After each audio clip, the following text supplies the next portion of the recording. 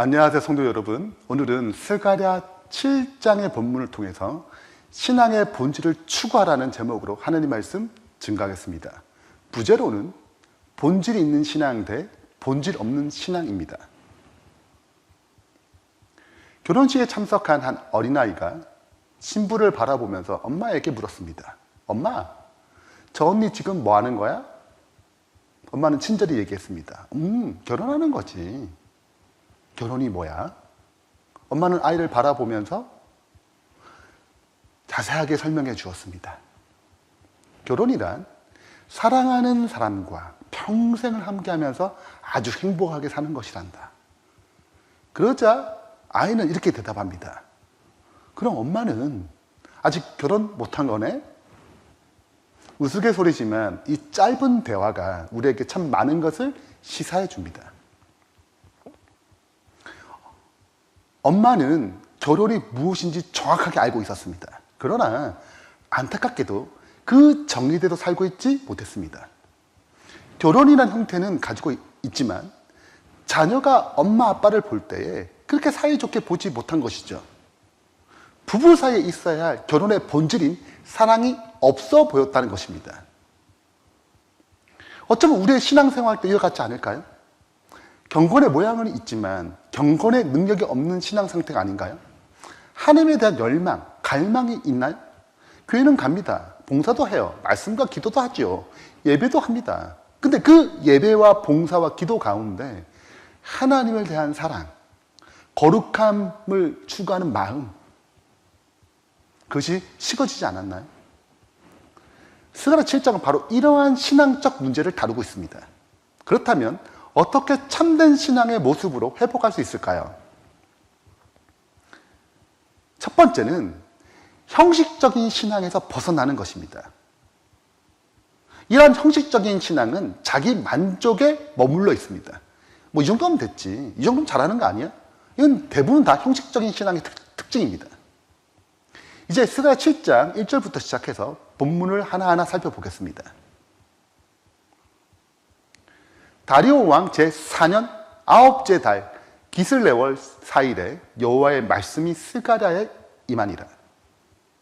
그때 베델 사람이 사레셀과 레겜멜렉과 그 부하들을 보내요. 그러니까 베델에서 공동체, 신앙 공동체에서 대표들을 보냈습니다.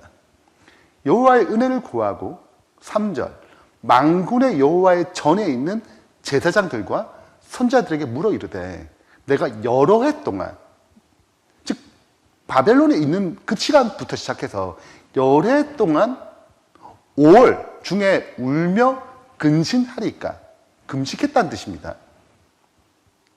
16년간 멈춘 성전 재건이 시작됐습니다.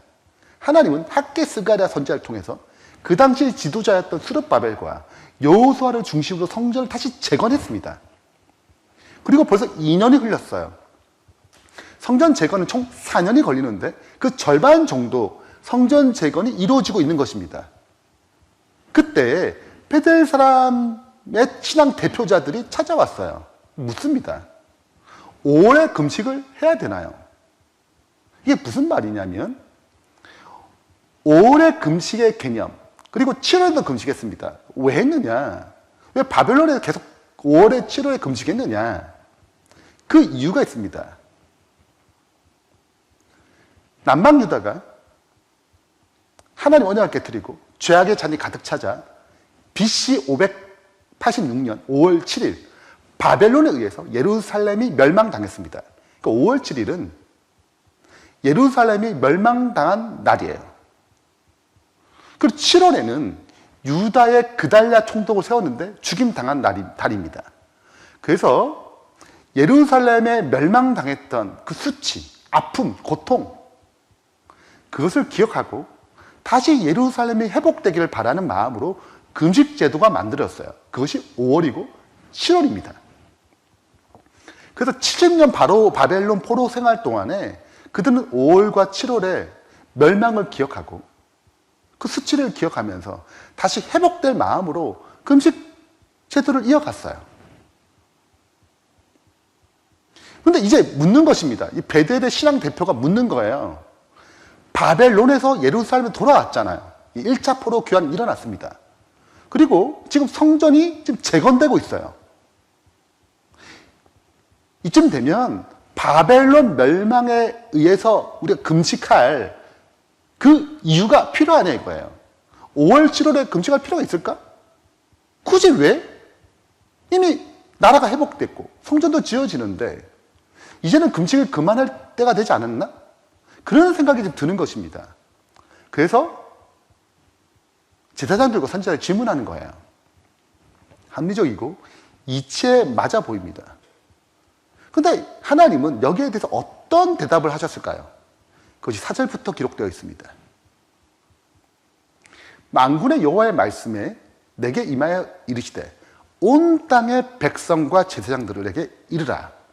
너희가 70년 동안 5째 달과 7째 달에 금식하고 애통하였거니와 그 금식이 나를 위하여, 하나님을 위하여 한 것이냐 이거예요. 너희가 먹고 마실 때 그것은 너희를 위하여 먹고 너희를 위하여 마시는 것이 아니냐? 너희가 금식을 정한 이유가 뭐냐? 정말 하나님을 위한 것이냐? 아니면 너희 자신을 위한 것이냐라고 묻는 것입니다. 금식을 하냐 아니냐 이런 문제가 아니에요. 그 금식의 본질이 뭐냐? 이렇게 질문하시는 것입니다. 그렇다면 나를 위한, 하나님을 위한 금식과 너희 자신을 위한 금식은 어떤 차이가 있을까요? 이게 무슨 말일까요? 자, 먼저 너희를 위하여, 자기 자신을 위하여 금식했다. 이 개념은 내 욕심을 추구하고 신앙의 본질 없는 모습을 가리킵니다. 나라는 존재는 죄로 말미암아 태어납니다. 그리고 욕심의 죄 본성 때문에 죄 욕심에 끌려 살아요. 그래서 내가 잘 되는 것, 그것이 나의 기쁨이고 나의 행복이라고 생각합니다. 이것이 잘 안 되면 곧 슬픔이죠. 직장, 돈, 가족, 건강, 학위들, 이런 명예들 잘 되면 나의 행복이라고 생각하는 것입니다. 안 되면 슬픔이죠. 이것이 본질적 삶이라고 생각합니다. 실은 그렇지 않은데 말입니다. 그런데 이런 것들이 잘 안 되면 내 인간의 한계를 경험하죠. 그럼 하나님 찾습니다. 이때 신앙이 보통 어떻게 시작하냐면 이런 하나님께 헌금을 잘 내고 신앙생활을 좀 잘해서 내가 지금 원하는 바를 하나님을 통해 이루고자 하는 것입니다. 그러면 내가 신앙생활 잘하면 하나님이 이루어주시는 거죠. 이렇게 보통 신앙을 시작합니다. 즉 신앙이란 내 잘됨을 위해서 성취하는 도구일 뿐이라고 생각하는 거죠. 근데 이것은 굉장히 잘못된 신앙의 형태입니다. 이러한 신앙은 삶의 근본적인 변화를 주지 못하고 결국 하나님은 나의 잘됨을 위한 도구일 뿐인 거죠. 올바른 신앙 형태가 아닙니다. 그런데 이런 신앙은 어떤 결과를 가져오냐? 9절부터 나오는 내용이 이 형식적인 신앙, 경건의 능력을 상실한 신앙이 어떤 모습인지 설명합니다. 만군의 여호와가 이같이 말하 이르기를 너희는 진실한 재판을 행하며 서로 인해 사랑과 긍휼을 베풀며 과부와 고아와 나그네와 궁핍한 자를 압제하지 말며 서로 해하려고 마음을 도마지 말라 하였으나 그들이 듣기를 싫어하며 등을 돌리며 듣지 아니하고 귀를 막으며 그 마음을 금강석 같이 하여 단단하겠다는 거죠. 율법과 만군의 여호와가 그의 영으로 옛 선지자를 통하여 전한 말을 듣지 아니함으로 큰 진노가 만군의 여호와로부터 나왔도다. 자, 이것은 과거 조상들이 실패한 이유들입니다. 근데 이것을 똑같이 지금 반복하고 있다는 거예요. 그들의 금식은 회개함으로 자신의 잘못을 인정하고 하나님 뜻을 구하고 순종함으로 다시 사랑이 회복되고 진실한 마음이 회복되고 긍휼이 회복되고 용서가 베풀어지고 가난한 자를 도우며 이렇게 전진해 나가야 되는데 그들의 이 본질적 신앙이 상실한 그 형식적인 신앙은 삶의 변화로 이어지지 않는 것입니다. 그러니까 자기 정도의 수준에서 할 뿐이에요. 그래서 진정한 진실이 일어나지 않고 참된 사랑과 긍휼이 베풀어지지 못하며 용서하지 못하고 억압하고 하나님의 바른 교훈을 싫어하는 것입니다. 왜? 자기에게 손해를 끼친다고 생각하는 거거든요. 자기 희생, 자기 헌신이 상실되어 가는 것입니다.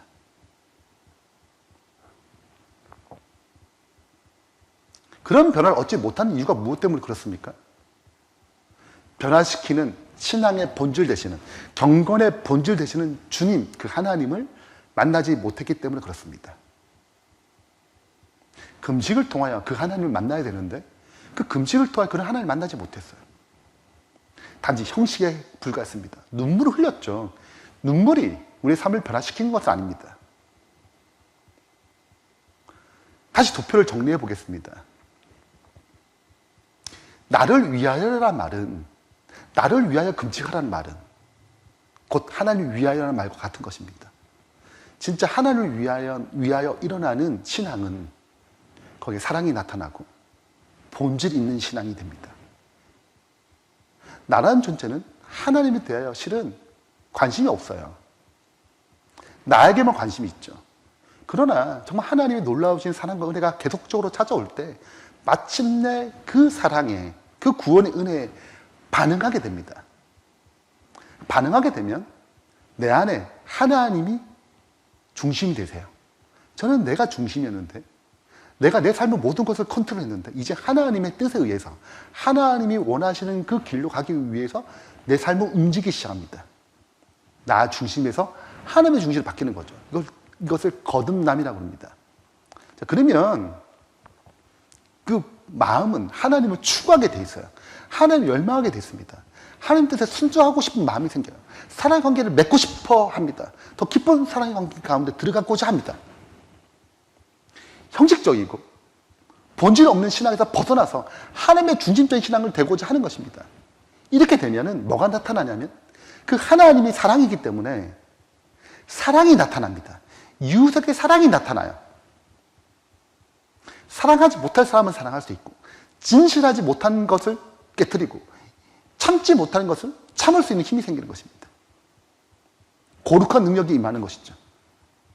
이것이 한 번에만 하는 것이 아니고 날마다 일어나야 할, 날마다 반복되어야 할 경험들입니다. 매일 경험해야 될 일인 거죠. 그래서 신앙의 본질을 계속 회복하기 위해서는 그 본질 대신 하나님을 만나기를 열망해야 합니다. 그 스가랴 8장은 7장이 형식적인 문제, 신앙의 본질 없는 그런 어떤 모습들, 여기에 대한 해법으로 하나님을 구하고 찾으라고 말합니다. 스가랴 8장 21절입니다. 우리가 속히 가서 만군의 여호와를 찾고 여호와께 은혜를 구하자. 신앙의 본질은 본질 대신 하나님을 만나는 데 있습니다. 말씀이 필요하고 기도가 필요하고 예배가 필요해요. 그것 누굴 만나기 위한 도구입니까? 주님을 만나는 도구입니다. 말씀, 기도, 예배 그 자체가 주님을 만나는 게 하는 것이 아니고 그걸 통하여 주님을 만나는 도구로 쓰이는 것이죠. 근데 하나님을 만나는 것을 추구하지 못하고 그냥 신앙 행위에 그치면 그냥 말씀 보고 기도하고 예배하지만 하나님을 만나지 못하면 우리 삶은 변화되지 못하는 것입니다. 결국 그런 형식적 신앙 행위는 내 뜻, 내 욕심, 내 생각을 위한 행동일 뿐입니다. 이러한 형태의 교회가 대표적으로 계시록에 등장한 라우디게아 교회입니다. 유명한 교회죠. 3장 17절입니다. 내가 말하기를 나는 부자라. 부유하여 부조한 것이 없다. 곧 내 공고한 것과 가난한 것과 가련한 것과 가난한 것과 내 눈먼 것과 벌거벗은 것을 알지 못하는도다. 근데 중요한 것은 내가 부자야, 부자한 것이 없어요. 진짜 가난한데, 눈 멀었는데, 벌거벗었는데 모르는 것입니다. 이게 형식적인 주의의 신앙에 가득 찼을 때, 자기 만족의 신앙에 차 있을 때 나타나는 특징입니다. 왜 이런 문제의 본질이 뭐냐? 20절에 볼지어다 내가 문 밖에 서서 두드리노니. 자, 문 밖에 계시대요. 주님이 문 밖에 계시는 것입니다. 주님이 없는, 주님을 만나지 못한 신앙의 실체가 라우디게아 교회 신앙의 실체예요. 이러한 상태가 지금 포로 기환에서 성전을 열심히 재건하고 있는 2년이 막 지난 유대 백성 안에 신앙 상태가 되어버렸다고 말하는 것입니다. 처음에 그렇지 않았지만 이제 2년 정도 지나면서 형식적인 신앙으로 되었다는 거죠. 그래서 지금 다시 얘기하는 것입니다. 스가랴를 통해서 신앙의 본질을 찾으라고 얘기합니다. 성전 재건하면서 2년 정도 됐으니까 뭔가 잘 풀려요. 그래도 어느덧 우리 마음 가운데 본질 되신 하나님을 찾지 않게 되는 것입니다. 그러니까 형식적인 신앙에 머물러 가게 되는 것이죠. 그 신앙을 청산하라고 얘기하는 것입니다. 다시 본질을 찾기 위해 주님을 만나라고 권면하고 있는 것입니다. 영국의 모험가 로렌스에 관한 일화입니다. 로렌스는 문명 세계를 한 번도 경험하지 못한, 그리고 늘 물 부족으로 시달리고 고통당하고 있는 그 아라비아 사람 12명을 데리고 파리에서 열리는 박람회에 참석했습니다. 일정을 잘 끝내고 다시 중동으로 돌아가는 날, 동행하는 그 아라비아인들이 안 보이는 거예요. 그래서 열심히 찾았습니다. 어디 가나, 어디 있나. 그래서 호텔로 갔더니 그들이 서로 엉켜가지고 이 욕조의 수도꼭지를 떼내려고 막 애쓰고 있는 것입니다. 그 물었어요. 왜 수도꼭지를 가려고 하느냐 물었더니 귀국해서라도 고국에서 물을 풍성하게 쓰고 싶은 거예요. 자기는 물이 너무 부족하니까. 그 수도꼭지만 가져가게 되면 물이 막 나올 거라고 생각한 것입니다. 여러분, 수도꼭지는 물의 근원이 아니에요. 물을 나오게 하는 통로일 뿐입니다. 물이 나오게 하는 근원적인 시스템을 그들은 알지 못했어요. 그냥 수도꼭지 하나 있으면 될 줄 알았는 것입니다. 어쩜 우리도 착각할 수 있어요. 예배 드리면, 말씀 보면, 기도하면 신앙의 본질인 하나님을 만날 거라고 생각하는 것입니다. 그 자체가 하나님 만나는 거라고 생각하는 거예요. 그렇지 않습니다. 예배, 기도, 말씀을 보는 것은 하나님을 만나기 위한 도구일 뿐입니다. 못 만날 수도 있어요. 이 대표적인 케이스가 바리새인입니다. 누가복음 18장에 보면 바리새인과 세리의 기도의 비유가 나옵니다. 유명한 비유죠. 예수님께서 바리새인과 세리에 대한 그들의 신앙의 어떤 차이, 이렇게 설명하셨습니다. 바리새인은 서서 따로 기도합니다. 하나님, 저는 다른 사람과 다릅니다. 소작도 안 하고 간음도 안 하고 불의도 하지 않고 저 세리와 같지도 않아요. 감사합니다. 일단 1회에 2번씩 금식합니다. 11조를 빠짐없이 드려요. 근데 가치는 이거 의미 있는 것입니다. 근데 세리는 감히 눈을 들어 하늘을 보지 못하고 가슴을 치면서 하나님, 이 죄인을 용서해달라고, 나를 불쌍히 여겨달라고 간구합니다. 누가 하나님 만났을까요? 누가 의롭다함을 받았습니까? 세리의 기도입니다. 세리의 기도에는 주님을 갈망하는 마음이 있어요. 주님을 진심으로 찾고 싶은 마음이 있는 것입니다. 회개의 심령이 있는 것입니다. 근데 바리새인 기도에는 뭐 잘하는 것 같지만 주님이 없어요. 주님 만남받아도 되지 않았습니다. 자기 분야에서 간음하지 않고 자기 영역에서 불의하지 않았어요. 실백을 잘 냈어요. 그러나 주님을 만난 삶은 그 이상의 경험을 하는 것입니다. 자기 수준을 만족하는 것입니다. 삶을 변화시킬 능력이 없어요. 생명력이 없는 것입니다. 이것이 경건의 모양의 특징입니다. 이런 신앙에서 벗어나라는 거죠. 그래서 우리도 성경 읽고 기도하면 하나님 만났다고 오해하지 않아야 합니다. 우리가 성경과 성경 주석을 열심히 연구할 수 있습니다. 성경절과 이 성경절 병행 구절을 연구하며 대조하면서 보기도 하고, 또 내가 깨달은 어떤 말씀을 다른 사람에게 설명해 줄 수 있습니다. 그러나 말씀을 연구하는 내내, 기도하는 내내 예수님을 한 번도 만나지 못할 수가 있어요. 얼마든지 그런 일이 일어나는 것입니다. 하루에 30분이나 1시간씩 기도하면서 말씀 보면서 주님과 전혀 친밀한 교제가 일어나지 않은 경우가 허다한 것입니다. 어떤 집사님의 아들의 이야기예요. 자신의 어머니는 열심히 기도 생활을 했다는 것입니다. 매일 1시간, 2시간은 기본으로 늘 했다는 거예요. 소리 내면서 기도를 열심히 하는 것입니다. 근데 일주일에 3번 내지 4번은 꼭 아버지와 늘 말다툼하고 싸우고 그러는 것입니다. 아버지랑 싸울 땐 지는 법을 잘 모른다는 거예요. 어떻게 이기려고. 그래도 기도 열심히 하면 뭐하나, 맨날 싸우는데. 이런 신앙 회의감이 들었다고 해요. 그럼 이게 무슨 말입니까? 주님 없는 기도, 주님 만나지 못하는 기도, 이것이 너무 많은 것입니다. 삶의 변화를 주지 못하는 형식적인 신앙, 경건의 능력이 없는 모양만 있는 신앙, 여기서 우리는 벗어나야 하고 이 신앙을 청산해야 합니다. 주님을 만나기를 사모해야 돼요. 예레미야 29장 14절에 너희가 온 마음으로 나를 구하면 나를 찾을 것이요 나를 만나리라. 온 마음을 다하여 주님을 열망하길 바랍니다. 주님을 추구하길 바랍니다. 주님을 찾길 바랍니다. 어린아이 같은 단순한 마음으로, 진실된 마음으로 찾으면, 열망하면 주님을 만납니다. 실제적으로 하나님을 만나는 것은 우리 쪽에 나타나지 않아요. 주님이 먼저 찾아오십니다. 주님이 먼저 우리에게 갈망을 주십니다. 우리의 갈망은, 주님을 추구하는 열망은 하나님이 주신 선물이에요. 그걸 놓치지 말고 정말로 내 신앙의 형편을 직시하고 주님을 정말 매일 만나기를 강구하면 주님을 만나게 됩니다. 기도하는 시간에, 말씀 보는 시간에 주님이 만나는 증거가 뭐예요? 사랑 못할 사람을 사랑하게 됩니다. 긍휼할 수 있는 힘이 생겨요. 용서 못할 사람 용서할 수 있게 됩니다. 포용력이 생기는 것입니다. 인내하지 못할 영역에서 인내할 수 있습니다. 온유하지 못할 상황에서 온유할 수 있습니다. 절제하는 능력이 생기는 것입니다.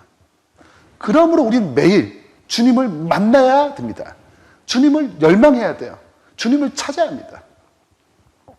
그러면 성령님께서 우리 마음과 찾아오셔서 주님을 만나게 하십니다. 그러면 삶이 변화됩니다. 신앙의 본질이 무엇인지 알게 되는 것입니다. 오늘 우리가 주님을 만나기를 갈망하길 바랍니다. 결론을 맺겠습니다. 스가랴 7장에서 베델의 신앙 공동체가 질문합니다. 예루살렘이 돌아왔고 성전도 재건되고 있는데 굳이 우리가 바벨론에 멸망당한 때를 기억하면서 슬퍼 금식할 필요가 있는가? 이제 기쁨의 해가 아닌가? 그런데 하나님께서 전혀 다른 측면에서 그들의 신앙의 문제를 제시합니다. 금식의 문제를 제시해요. 그들의 신앙은, 그들의 금식은 형식적이라는 것입니다. 자기를 위해서 했다는 거예요. 마치 하나를 위한 것처럼 얘기하지만 그게 아니고 자신의 만족을 위해서, 자기들을 위해서 신앙할 뿐이었다고 얘기합니다. 그런 신앙에서 벗어나라고, 그런 형식적인 신앙에서 벗어나라고 권면하는 것입니다. 그런 신앙을 청산하라고 말씀하십니다. 회개하라고 말씀하십니다. 그런 신앙은 능력도 없고 생명력도 없어요. 모양만 있을 뿐입니다. 그래서 이 일을 위해서 주님을 만나라고 얘기합니다. 신앙의 본질이신 하나님을 만나기를 열망하라고 얘기합니다. 찾고 찾으면 주님을 만나봐 됩니다. 삶과 신앙이 일치됩니다. 신앙이 실제적인 삶에 영향력을 줍니다. 오늘 내 삶을 돌아보면서 적용해 봅시다. 나의 신앙이 형식적이지 않습니까? 난 이 정도로 만족하고 있지 않습니까? 기도와 말씀을 할 때 정말 주님을 만나기를 갈망합니까? 열망합니까? 기도와 말씀에 오늘 주어지는 삶의 무게를 가볍게 하고 있습니까? 죄와 싸워서 이게 거룩한 힘이 되고 있나요? 우리의 모든 신앙적 의식에 하나님을 만나기를 열망하길 바랍니다. 저와 여러분이 주님을 추구하고 주님을 소망함으로, 갈망함으로 신앙의 본질이 가득한 주님의 신실한 충성된 종이 되길 바라면서 말씀 마치겠습니다. 기도하겠습니다. 하늘 계신 하나님 아버지, 과거 성전을 재건했던 유대 백성과의 모습에서 우리도 동일한 모습을 보게 됩니다. 우리도 신앙한다고 하지만, 봉사한다고 하지만, 교회를 세운다고 하지만 여전히 형식적인 신앙이 얼마나 많은지요. 주님 만나기를 소망합니다. 주님 만나기를 갈망합니다. 주님을 추구하게 해주시고 주님을 만난 바 됨으로 오늘 주어진 우리의 삶이 능력 있는 삶, 변화된 삶, 죄와 싸우기에 넉넉히 승리하는 거룩한 힘으로, 사랑하는 힘으로, 용서하는 힘으로, 인내할 수 있는 힘으로, 절제할 수 있는 힘으로, 충성할 수 있는 힘으로 변화시켜 주시옵소서. 오늘 우리에게 신앙의 본질을 경험하도록, 그 본질을 추구하는 열망이 생기도록 주의 영께서 함께해 주시옵소서. 예수 그리스도 이름으로 축원하며 기도합니다. 아멘.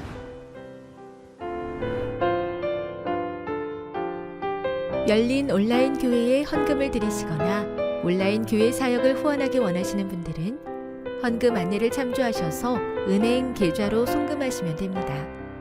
미주에 계신 분들은 어드벤티스트 기빙 웹사이트를 이용해서 헌금을 보내주시면 됩니다. 자세한 헌금 안내는 열린 온라인 교회 홈페이지를 참조하시거나 유튜브 영상 밑에 있는 자세한 설명을 참조하시면 됩니다. 예배에 참석해주신 여러분께 진심으로 감사드립니다.